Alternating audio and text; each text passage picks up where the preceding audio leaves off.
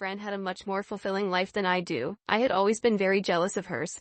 I want all what she had to be mine, even her husband. I'm Linda, 23 years old, and I live in a tiny town in Gloucestershire with my 24 years old good friend Amy.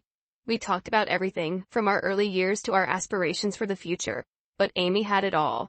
She was a stunning, accomplished woman leading a full life that included a home, luxurious living, and a devoted spouse. Gave me the impression that our destinies were taking very different turns. I led a life of misery and mediocrity, with my uninteresting appearance and employment. When I look at Amy's life, I can't help but feel jealous. Every time I see her with a new car, new clothes, or luxury vacations, I start to feel unfair and self-pity. However, since my friend has so many things, I think it's natural for Amy to pay for every meal, give me things I like, or share a few things with me so I don't feel sorry for myself. Despite Amy's wealth and success, she always strives to be fair, which hints at her underlying kindness.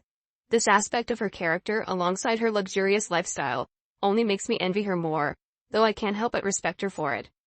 The mix of Amy's advantages, her generosity, her fairness, and my envy, creates a complicated picture of our relationship. Her life reflects what I want, but also what I lack.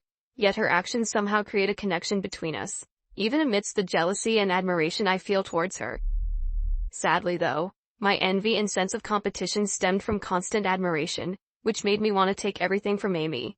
As a result, I began to pay close attention to everything she did, hoping to find some mistake that would justify my unhappiness. Then, I would have a reason to make her husband mine. In the middle of the glittering gala, when each glistening chandelier appeared to vie with Amy's amazing universe, a small, annoying thing happened. I saved money and partied with a lot of joy to get my favorite outfit, a jade green dress that I had always wanted. Every time I put the dress on, I felt more secure because of its deep green hue, which complemented my quiet, collected, yet self-assured demeanor. Amy, caught unaware amidst her gleeful laughing, carelessly spilled her scarlet Pinot Noir, staining my cherished dress. Amy offered to buy me a new one in her favorite shade of smoky purple in exchange for replacing mine. She remarked it fit me better, and gave me a more refined appearance. Her gesture was lovely, but I wasn't fond of the new tint. Instead of purple, I had intended turquoise. True to her promise, she showed up with a swanky smoky purple dress, her eyes gleaming with generosity. For her, it was but a small price to pay, another couture added to the heap of frivolities. But that dress to me was a symbol of the lot that I didn't have, and everything that Amy did. She rewarded my acceptance with a radiant grin, pacifying her conscience at the quick resolution. The fact that I had to alter my attire due to her error irritated me. Amy could never know how much that blue outfit and her kind smile meant to me, because she lives in such a luxurious world. Amy has the opinion that if something is broken or lost, it just needs to be replaced. Given this perspective, I wonder if she will similarly show her resilience and move on to someone else if her fiancé is no longer with her. Coincidentally, I had the opportunity to observe Amy's reaction when she suddenly discovered her husband was having an affair. Amy suffered from pain and sadness. She was lost and didn't know what to do.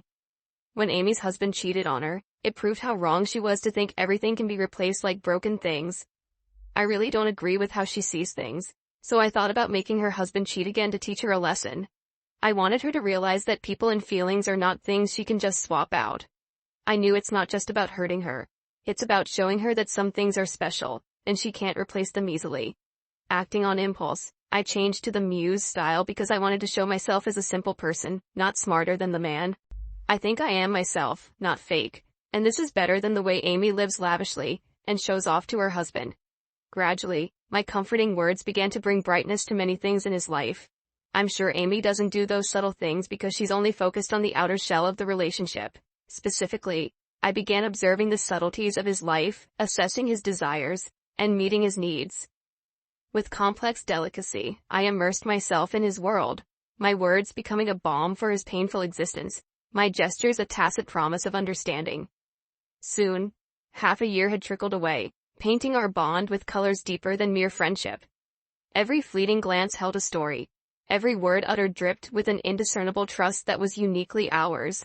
He had started weaving his existence around me, and I, reciprocating his sentiments, found myself relishing this unexpected turn of events. I was amazed at how well my plan was working as the days went by. Deep within myself, a torrent of emotions unfurled. The adoration I was receiving acted as an intoxicating potion, driving me further towards my unspoken desire.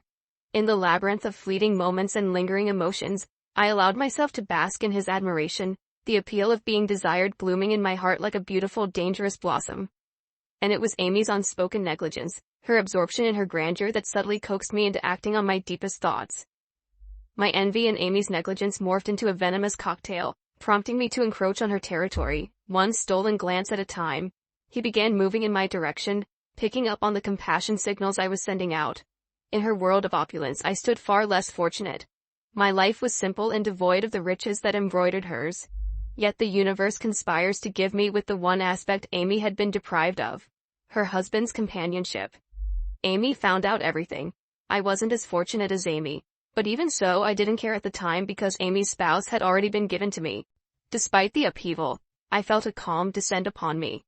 His affinity towards me seemed unwavering, unperturbed by the disclosure. His warmth hadn't diminished, his trust still intact. And in those moments, I recognized the victory over my circumstances. I might not have been as fortunate as Amy in terms of material wealth, yet in possession of this newfound relationship, I felt rich in ways that Amy's opulence couldn't match. His affection had painted my life with colors richer than any luxury could add, and that was a victory I was ready to embrace. When she discovered the truth, Amy felt like she was hit in the heart by an unexpected arrow.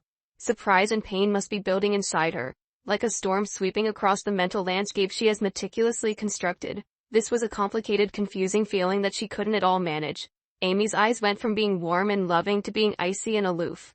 Amy was shocked to see how quickly I had gone from being her best friend to betraying her. Amy undoubtedly has a deep emotional scar on her soul from this ordeal that may never fully heal. Amy might have some concerns, some misgivings in her heart over my relationship with her husband. However, Amy decided to ignore those doubts because she has complete faith in this close buddy. I was so sure about that. Amy was always convinced that our relationship was so strong that nothing, not even her husband, could damage it. Because in her opinion, I'm probably more than simply close friends, but more like family. That's why things lasted so long. So that helped me to know how compatible her husband and I were. Day after day, I realized that Amy's husband continued to play double games with my coworker, exactly the same way he did with my best friend. Amy, what a traitor to his wife and my fragile feelings.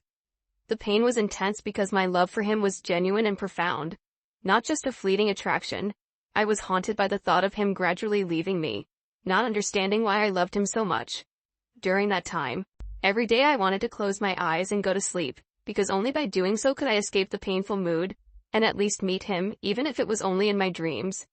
I missed her surprised laugh, her soft hand on my arm, and how much I wanted to be with her again right then and then. In an attempt to save this friendship, I decided to express my chaotic emotions, thinking that our shared past and intertwined memories would make her see through her impulse my temporary stupidity. And maybe we might return to the times when we got by in life together. As I started to approach Amy with the apology I should have said earlier, and my heart heavy with guilt, an unwelcome surprise was waiting for me. Who can predict what is about to happen? Amy, in a calculated but unforeseen move, bought the apartment complex I called home. A feeling of shock and overwhelm went through me when I learned about Amy's plan.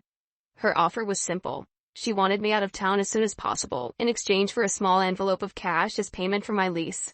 When I heard it, it felt like the ground beneath me had disappeared. I was left teetering on the edge of reality, grappling with Amy's cold, calculating judgment, which had literally driven me away from my home. Amy's cold determination was in stark contrast to the warm, friendly personality I knew. But here we were, crossing paths at another painful time of life, a place far removed from the pleasant confusion of our shared past. Life has changed, and so is Amy. Or maybe she's revealing a side of herself I never knew before. I had a really difficult time coming to terms with Amy's actual intentions. Amy's cruel side caused me to feel a strange mixture of feelings that I had never experienced before, which was a stark contrast to her innately kind disposition. Accepting Amy's new negative personality was like walking through a maze of confusion and hurt. The contrast between her past kindness and her current coldness left me feeling confused and emotionally exhausted. It was difficult to reconcile the person I thought I knew with the person standing in front of me at that moment. I had to accept that Amy's actions defined me, and worse, would determine my future, despite the agony inside of me. Has she always had these hidden agendas, or has her situation made her personality completely different? With no obvious answers in sight, questions raced through my head like leaves in a storm. Following the tumultuous events surrounding my betrayal and the unraveling of our friendship, Life took divergent paths for both Amy and myself. Amy, resilient and resourceful, seemed to effortlessly navigate through the aftermath of our fallout. With her charisma and determination, she quickly rebounded from the ordeal, finding success and fulfillment in various aspects of her life. Amy's career flourished as she climbed the corporate ladder with unwavering ambition and drive. Her natural aptitude for leadership and strategic thinking propelled her to the top of her field, earning her accolades and recognition from peers and superiors alike. In addition to professional success, Amy cultivated a vibrant social life, surrounded by a circle of supportive friends who admired her warmth and generosity.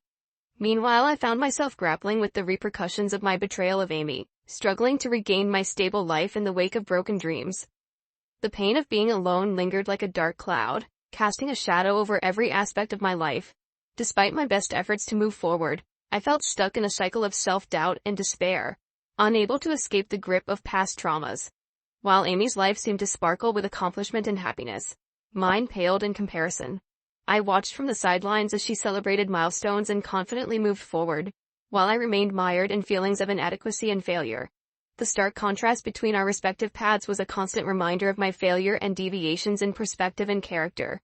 In today's modern society, Amy was the epitome of success and grace, while I struggled to reconcile the person I had become with the person I once aspired to be. Despite my outward facade of strength, deep down, I harbored a profound sense of shame and unworthiness, haunted by the belief that I was undeserving of happiness or redemption. As time marched on, the gap between Amy's life and mine widened, leaving me feeling increasingly isolated and alone. While she continued to thrive and flourish, I remained trapped in a cycle of self-destructive patterns, unable to break free from the chains of my own making. In the end, the divergent trajectories of me and Amy's lives served as a poignant reminder of the power of choice and the enduring consequences of my actions. Looking back, I realized that Amy has been much more successful in life compared to me. She managed to bounce back from tough times and achieve a lot. I've learned that true happiness isn't about having lots of things, it's about accepting your situation, staying positive, valuing good relationships, and nurturing them. Even though Amy may have more money and success, if I had focused on striving for a better life and being content with what I have, maybe Amy and I wouldn't be so distant now. Amy once offered to support and help me achieve my dreams, but I saw it as pity, and it hurt my pride. My wrong perspectives and actions have hurt Amy deeply. I wonder if there's still a chance to rebuild our relationship in the future.